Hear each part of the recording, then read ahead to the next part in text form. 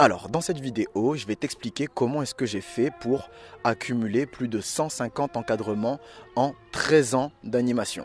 Alors, comme tu as pu le lire dans le titre de cette vidéo, je vais t'expliquer donc ici comment est-ce que je fais pour faire au moins 20 séjours par an. Et donc, si tu accumules ça au fur et à mesure des années, eh bien, tu risques par la suite d'avoir un gros nombre d'encadrement derrière toi. Okay, alors j'ai l'habitude de dire séjour, je mets séjour moi derrière tous les encadrements, mais le vrai mot c'est encadrement, parce que séjour normalement ça veut dire avec hébergement, sinon ce sont des accueils. Okay, mais j'ai l'habitude de dire séjour, je vais essayer de bien dire encadrement pour qu'on s'adresse ici à tout le monde, que tu fasses de l'encadrement avec ou sans hébergement. Okay, alors si tu ne me connais pas, je m'appelle Lex, je suis formateur indépendant au métier de l'animation et mon but sur internet à travers Animaré, donc Animaré TV, cette chaîne YouTube, c'est de te parler de la réalité du terrain dans les accueils collectifs de mineurs. Et si tu me connais, que tu as déjà pris l'habitude de suivre les différents contenus d'Animaré, eh bien sache que je suis content de te retrouver ici aujourd'hui en extérieur, ça faisait longtemps. Et bah, du coup moi ça me fait du bien et peut-être que tu vas pouvoir donc voir mes deux partenaires les canards qui sont là quelque part, mais bon je vais pas t'en parler, si tu les vois tant mieux. Bref, on se retrouve juste après le générique pour démarrer cette vidéo. Tu cherches le savoir et la formation de maître Jedi de l'animation. Animaré, abonne-toi à, c'est la solution. Lex qui apportera sa contribution. Concentre-toi. Je donne tellement d'infos que tu devrais prendre des notes. Je te parle d'activité mais ce n'est qu'entre autres. Je parle aux animes, aux formateurs et aux dirlots. Du novice à l'ancien, j'en ai pour tous les niveaux. Adaptation tout terrain. Animaré amasse les fans. Je les forme, je les enterraine. Je cumule les padawans. Sumo, fuis-moi mais surtout forme-toi. Alors peut-être que tu as fait tes premiers pas dans l'animation, récemment ou pas, mais que tu cherches, tout du moins, à avoir rapidement une grosse expérience afin de te générer toi plus facilement de la crédibilité dans tes pratiques.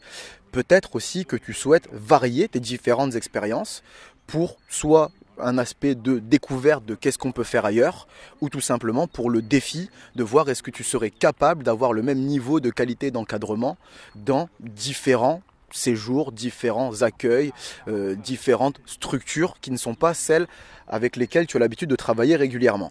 Ou peut-être que tu cherches aussi tout simplement à vouloir faire des encadrements à l'année, tout au long de l'année, ne rien vouloir, ou en tout cas que le fait d'être en encadrement soit ton activité principale à l'année.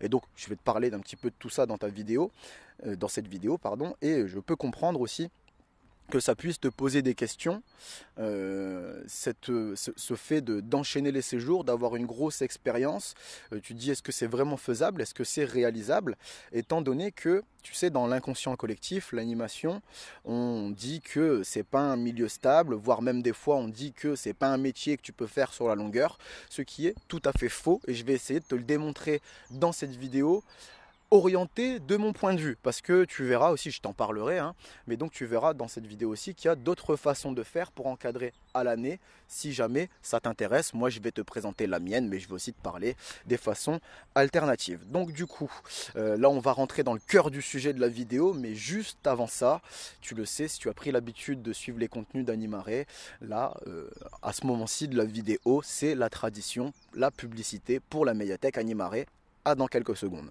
La médiathèque Animaré, c'est le temple des Jedi de l'animation.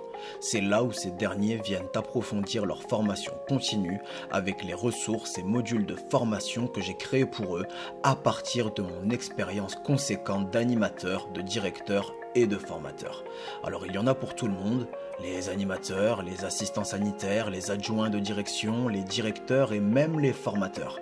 Il y en a pour tous ceux qui chercheront à améliorer leur pratique dans le but de mieux s'adapter à la réalité du terrain. Afin que tu puisses accéder à mes contenus les plus aboutis et les plus qualitatifs de façon moins onéreuse, la médiathèque Animaré te propose chaque mois un de ces contenus à prix réduit pendant une semaine. Si tu ne regardes pas toutes les vidéos d'Animaré TV, tu peux être tenu au courant et surtout à temps des prochaines promotions en cours de la médiathèque Animaré en t'abonnant à la page Facebook Animaré FB ou en rejoignant le groupe des Jedi de l'animation, le groupe Facebook, dont les liens sont tous les deux dans la description de chaque vidéo. Félicitations aux Jedi qui se forment déjà au sein de la médiathèque Animare. Bienvenue à ceux qui cliqueront sur le lien vers la médiathèque Animare dans la description pour les rejoindre. En attendant la prochaine promotion de la médiathèque Animare, tu peux découvrir la playlist de présentation de ces modules de formation et ressources en cliquant sur le bouton qui est normalement apparu en haut à droite de ton écran. On se retrouve quand tu le souhaiteras au sein de la médiathèque Animare pour poursuivre ta formation de Jedi de combat. Voilà, comment est-ce que tu fais pour enchaîner les encadrements tout au long de l'année? Alors attends, je vais essayer de me décaler un tout petit peu parce que là j'ai l'arbre qui me cache un petit peu la lumière et c'est mieux. En plus on a une belle lumière rasante donc ça peut être un petit peu mieux si je ne nous en prive pas, ni toi ni moi. Alors bref, je te disais, comment est-ce qu'on fait pour enchaîner les séjours tout le long de l'année?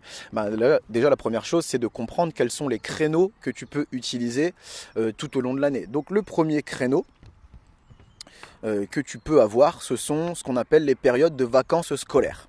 Et donc sur les périodes de vacances scolaires, les différents encadrements que tu peux faire, ça va être soit de l'ALSH, accueil de loisirs sans hébergement, ou soit du SVL, séjour de vacances et loisirs. Donc ALSH, il n'y a pas d'hébergement, tout le monde rentre faire dodo à sa maison le soir, ou ailleurs, mais bon, en tout cas pas sur le site du centre. Et en SVL, donc séjour de vacances et loisirs, ce coup-ci, on parle d'hébergement, mais on est toujours sur les périodes de vacances.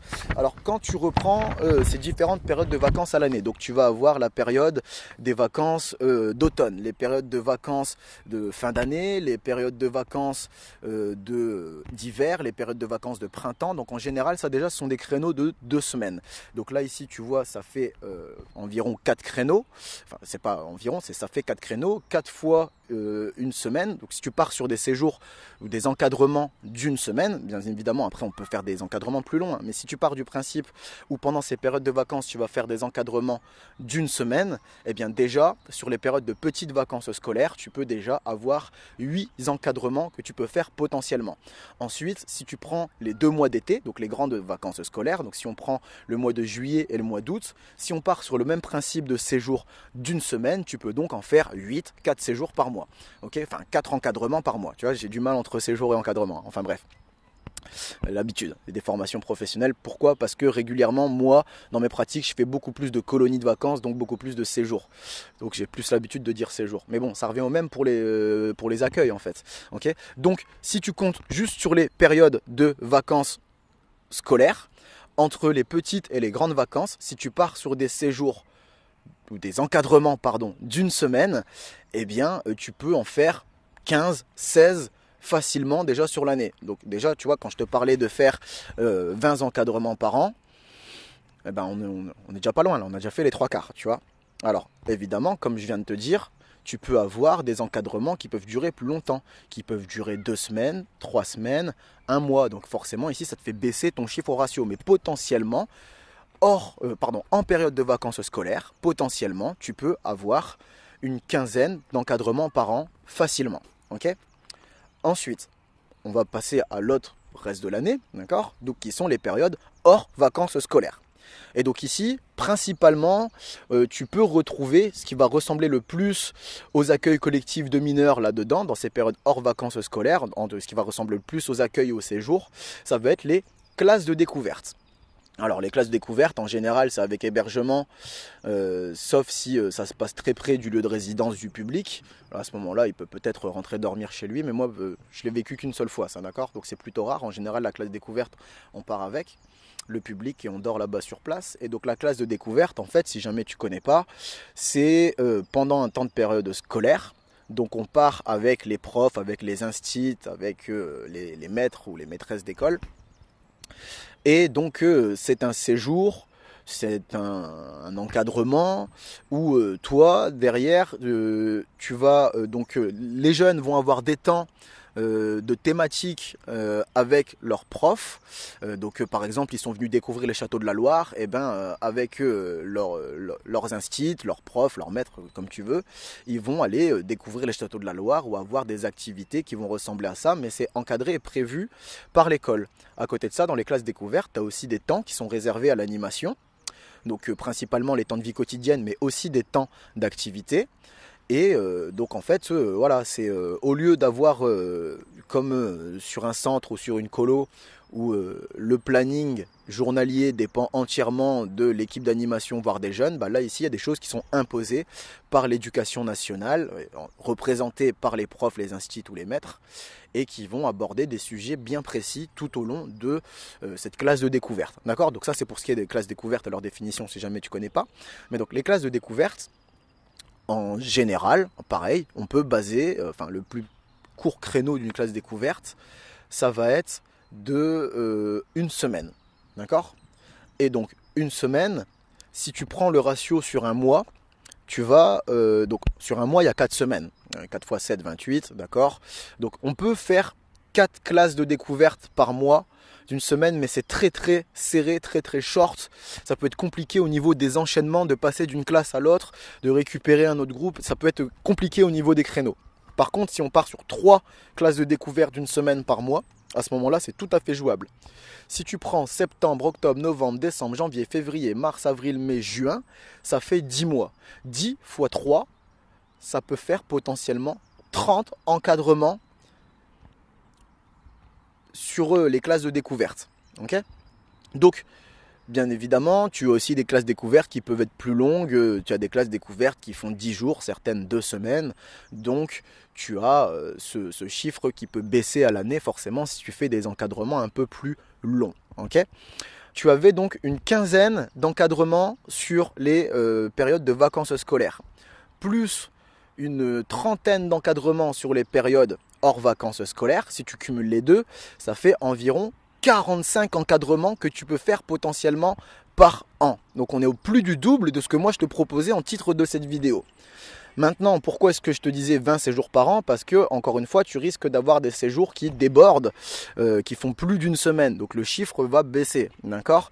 Et puis, ce qu'il y a aussi, c'est que même si tu fais des encadrements plus longs et que tu enchaînes en permanence entre classes de découverte, centres aérés et colonies de vacances, par exemple, du coup, en fait, tu te reposes très très peu à l'année. Et moi, je te déconseille de faire ces 45 séjours par an. Tu vois, il y a 52 semaines dans l'année, et donc si tu prends en plus les jours de chevauchement, d'arrivée, décalage, convoyage, transport et tout, ça y est, tu les as remplis les 52 semaines. Et donc, du coup, en fait, tu te reposes pas. Et il faut dire ce qui est, l'animation, c'est fatigant, d'accord ? Tu es dans un milieu qui peut te fatiguer à la fois physiquement, à la fois psychologiquement, voire affectivement et aussi mentalement, d'accord ? Donc je pense que ça peut être bien si tu ne remplis pas ces 45 créneaux par an d'encadrement. Si tu t'en laisses de temps en temps pour souffler un petit peu, pour dire de recharger les batteries et revenir encore meilleur après par la suite sur le terrain. Tu sais, l'animation, j'aime bien le dire comme ça, un bon anime, c'est comme un bon sportif. Le meilleur d'entre eux, c'est celui qui sait se reposer. Celui qui sait dire voilà, je vais faire une séance intensive pour accumuler de l'expérience, pour accumuler du savoir, pour accumuler de la technique, et derrière je vais me mettre au repos pour assimiler. C'est important, déjà pour se reposer, parce que ton corps et ton cerveau, il en a besoin d'un petit peu de repos de temps en temps, et aussi pour assimiler. Qu'est-ce que ça veut dire quand on parle d'assimilation ici ? En gros, ça veut dire que tu vas prendre le temps de prendre du recul sur tes différentes pratiques, les analyser et voir aussi sur quoi tu vas continuer de t'engager par la suite quand tu vas reprendre les différents encadrements. En gros, qu'est-ce qui a été, qu'est-ce qui n'a pas été, qu'est-ce que je peux améliorer, qu'est-ce que je peux changer, qu'est-ce que je peux supprimer dans mes pratiques. Si tu ne prends pas cette phase de repos une fois de temps en temps, ça peut être compliqué sur le vif du terrain d'arriver à cette notion de réflexion. Pourquoi ? Parce que sur le terrain, tu as tout le temps le nez dans le guidon, tu as le public qui t'attend derrière, tu as la pression de tes supérieurs et de tes collègues, et donc du coup, c'est compliqué des fois de pouvoir avoir ce temps d'analyse et de repos. Okay ? Donc voilà, je te dis, tu peux faire 45 encadrements par an si tu pars sur des créneaux d'une semaine, mais je te déconseille de remplir ces 45 encadrements. Si tu es entre 20 et 30, c'est déjà pas mal. Okay, c'est déjà énorme. Moi, ma moyenne, elle était de environ 20-25 encadrements par an. Okay ? Si cette vidéo comporte au moins un élément pertinent à tes yeux, c'est le moment de la récompenser avec un pouce vers le haut, ce qui augmentera son référencement et donc lui permettra d'aider plus de monde. Si tu tiens à me rétribuer pour le travail et les contenus gratuits que je mets à ta disposition sur Animare TV, abonne-toi à cette chaîne afin de m'encourager à produire et améliorer ces futurs contenus. N'oublie pas d'activer la cloche de notification pour ne plus rien manquer. Exprime ton avis dans les commentaires ou va découvrir les autres canaux d'Animare dont les liens sont dans la description. Tu peux me poser tes questions sur tes pratiques ou sur mes contenus en m'envoyant un message privé sur Animare FB ou en me passant un coup de fil via la médiathèque Animare. Les liens sont toujours dans la description. Donc je te disais, on est donc sur une... Là je te parlais de période hors vacances et de période de vacances. Maintenant, tu as des solutions alternatives qui peuvent se proposer à toi. Parce que là ici je te parle de enchaîner plusieurs petits séjours pour accumuler une grosse expérience. Maintenant je te dis, tu peux faire d'autres choses pour travailler à l'année et accumuler une expérience similaire dans l'animation. La première chose que tu peux faire, c'est t'engager sur ce qu'on appelle des saisons touristiques. Donc les saisons touristiques, je vais faire simple, tu sais, tu as des gros tours opérateurs, des villages vacances, des campings, des hôtels clubs qui proposent des services animation et ce qu'on appelle des saisons.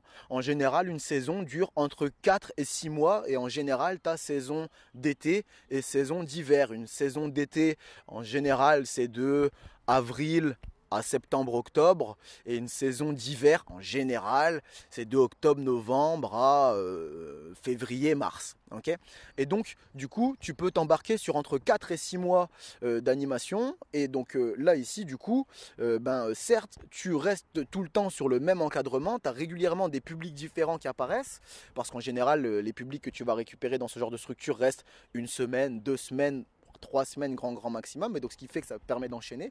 Toi tu es toujours dans le même encadrement, mais le fait que tu aies régulièrement des nouveaux publics qui arrivent, tu récupères la même, pas la même, mais le même genre de dynamique que tu pourrais avoir en enchaînant des séjours de classe découverte, de centres aérés ou de colonies de vacances en mode un peu plus court, d'accord, voire même beaucoup plus court. Une autre solution que tu peux faire aussi pour accumuler une grosse expérience à l'année, c'est faire du périscolaire. Périscolaire, si tu ne connais pas, périscolaire, péri c'est autour et scolaire c'est l'école, donc c'est tout ce qui va tourner, les encadrements autour de l'école. Donc tu peux avoir les encadrements de garderie, les encadrements de pause méridienne, donc c'est-à-dire les repas du midi et le temps qui tourne autour. Tu peux aussi avoir les encadrements d'aide aux devoirs, voire peut-être même les encadrements, ce qu'on appelle les mercredis récréatifs pour les jeunes qui ne vont pas en cours le mercredi, qui ne vont pas à l'école le mercredi. Mais donc là ici tu es sur des contrats encore une fois qui peuvent durer j'allais dire la saison, mais toute la durée d'une année scolaire, donc on va dire de septembre à juin, et donc là tu y es à l'année, ça peut te permettre aussi d'accumuler énormément d'expérience, de savoir, mais ce coup-ci avec plutôt le même public. Pourquoi? Parce que tu gravites autour de la même école et donc dans la même école, il y a les mêmes jeunes, les mêmes enfants qui sont dedans et donc ici tu changes un peu moins de public. C'est la différence primaire qu'il y a entre le périscolaire et ce que je te présentais juste avant. C'est que au lieu d'enchaîner différents publics, tu vas rester plutôt avec le même à l'année. Autre chose que tu peux faire aussi, c'est aller postuler, travailler, encadrer dans ce qu'on va appeler les maisons de retraite, les EHPAD ou les IME. En gros, ce sont des structures où on accueille des personnes qui ont besoin d'accompagnement au quotidien et donc pour leur vie de tous les jours, hein, que ce soit pour se laver, pour travailler, le compte en banque, entretenir un lieu d'hébergement, etc. Mais en général aussi, dans ces structures-là, on propose un service d'animation. Et donc du coup, si toi tu t'engages là-dedans à l'année, c'est un peu les mêmes dynamiques que ce que je te disais avec le périscolaire, sauf que là ici, tu es dans un public complètement différent. Donc je te disais, ta maison de retraite EHPAD, c'est quasiment la même chose. Ce que je te disais, IME, si tu n'es pas au courant, ce sont des instituts médico-éducatifs et donc ce sont là où on va accueillir des personnes qui portent un handicap, qui soit physique, qui soit mental, mais qui ont besoin d'accompagnement ou d'aide parce que être autonome tout seul, c'est un petit peu compliqué. Okay, et aussi, ce que tu peux faire, dernier point que je t'apporte qui est complètement ce coup-ci différent, c'est ce qu'on appelle de l'animation événementielle. Et alors là, l'animation événementielle, elle peut être ponctuel comme tu l'aurais vécu sur des colos ou des centres, sur des classes découvertes, voire même encore plus court. L'animation événementielle, des fois on peut être engagé à la journée, juste on a une journée point barre. Après le reste on verra plus tard. Mais l'animation événementielle, c'est très large aussi. Ça va de, tu sais, la mascotte que tu peux avoir dans un centre commercial qui vient te proposer un petit jeu, ou alors voire même une personne qui te fait découvrir dans le même centre commercial un produit affilié par une marque. Donc ça peut partir de là, comme avoir le personnel, tu sais, qui va faire l'animation dans les parcs d'attractions. Tout ça, on est toujours sur de l'événementiel, donc c'est-à-dire faire de l'animation pour un public qui n'est que de passage ou que de visite sur le lieu où on produit les animations. Okay, et donc là, je te dis, tu peux avoir des contrats vraiment très courts à la journée, comme, je vais dire n'importe quoi, par exemple, tu es engagé en tant que mascotte au parc Astérix, bah là, tu peux avoir du boulot toute l'année, ou en tout cas tout le temps du parc où il est ouvert. Après, des fois, même ce genre de parc font des interventions ponctuelles. Okay, donc, c'est à toi de voir aussi, mais ce que je veux dire, c'est que tout ça est possible pour pouvoir travailler à l'année dans l'animation et faire des encadrements toute l'année. Donc tu vois, tout ce que je viens de te présenter ici peut te permettre de faire donc des séjours à l'année, que ce soit de faire travailler en période de vacances scolaires ou hors vacances scolaires, ou toutes les propositions alternatives que je viens de te proposer. Et tu vois, moi, mon parcours personnel, plutôt ce que j'ai fait énormément de centres aérés, énormément de colonies de vacances, énormément de classes de découverte, et aussi pas mal de formations BAFA, BAFD, au-delà un petit peu, j'ai aussi un petit peu, beaucoup plus marginalement, j'ai fait quelques saisons dans l'animation touristique et j'ai aussi travaillé un petit peu en événementiel. Tout ça pour te dire que c'est possible, c'est faisable et il y a plusieurs façons de le faire. Okay, maintenant, ce que je tiens à te dire aussi et avec lequel je tiens à être quand même assez clair avec toi, c'est que travailler à l'année sans diplôme professionnel de l'animation, donc par exemple BAPAT, maintenant qui est devenu CPGEPS ou BPGEPS ou DEGEPS, bref, ou CAP petite enfance ou tout ce que tu veux là, qui sont de vrais diplômes professionnels de l'animation, et contrairement aux BAFA, BAFD qui sont des brevets d'encadrement pour de l'animation volontaire. Fait toute la différence entre le volontaire et le professionnel. Donc ça ne veut pas dire qu'avec un BAFA ou un BFD, tu ne peux pas travailler à l'année. Okay, c'est juste ce qu'il faut bien comprendre avec le BAFA BFD, c'est qu'en termes d'animation volontaire, donc sous contrat d'engagement éducatif, de son petit nom le CEE, tu n'as pas le droit de faire plus de 80 jours par an en CEE.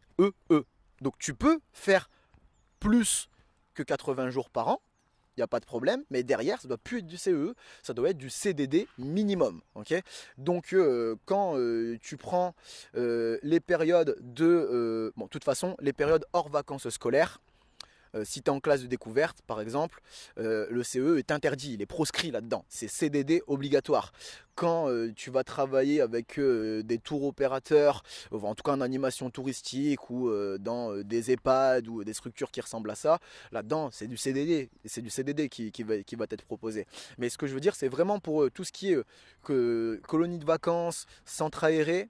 Donc, du coup, en période de vacances, il faut faire attention parce que du coup, si tu prends les 4 mois qui sont disponibles, donc tu as 8 semaines de petites vacances et tu as 8 semaines de grandes vacances, donc là ici 4 x 3 ça fait 12, ça fait 120 jours potentiels d'encadrement pendant ce temps là, d'accord. Donc si toi tu as déjà pété le quota des 80 jours par an, fais gaffe à bien le stipuler à tes employeurs et bien leur dire que du coup toi CE c'est pas possible et qu'il te faut un CDD. Maintenant qui dit CDD dit SMIC minimum c'est pas le même tarif et donc ça peut peiner certains organismes pour te recruter à ce niveau là parce qu'ils vont te dire qu'ils n'ont pas le budget et qu'ils préféreront prendre quelqu'un d'autre en CE qui devront payer qu'au prix du CE et non plus au prix du CDD à minima. Donc voilà, moi je vais clôturer cette vidéo là-dessus, donc je pense que tu as compris moi comment est-ce que j'ai fait pour encadrer ces séjours-là.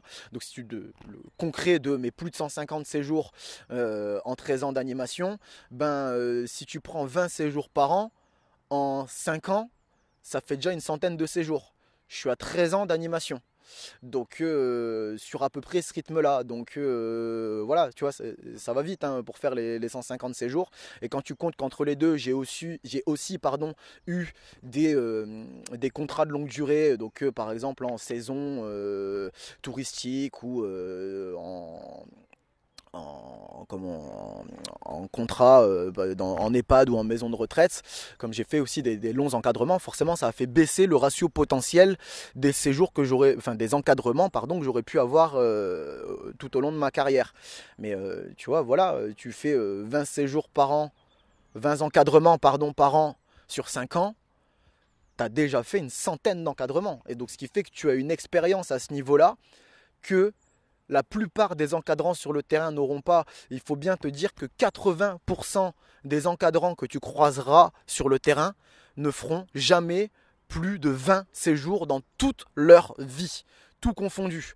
Ben oui, quand tu fais 1, 2 ou 3 séjours par an, grand maximum, et qu'en plus de ça, tu comptes pas faire de l'animation, ta source de revenus principale ou ton cœur de métier, eh bien oui, c'est compliqué d'accumuler autant d'expérience que des personnes qui font ça toute l'année. D'accord?